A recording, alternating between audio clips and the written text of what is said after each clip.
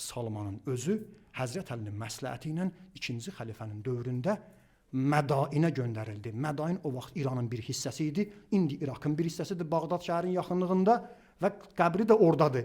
Salman oranın böyük bir ərazinin, Azərbaycandan böyük bir ərazinin, məntəqənin icra başçısı, valisi oldu. Amma icra başçısının nə evi var idi, nə də maaş alırdı. İcra başçısı kimi xalqa xidmət edirdi, maaş almırdı. Nə ilə dolanırdı? Salman güclü zəmbil tikən idi.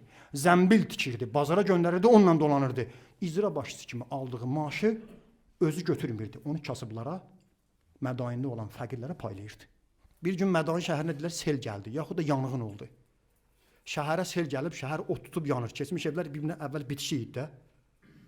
Şəhərdən birinci çıxıb canını qurtaran kim olsa yaxşıdır? Salman.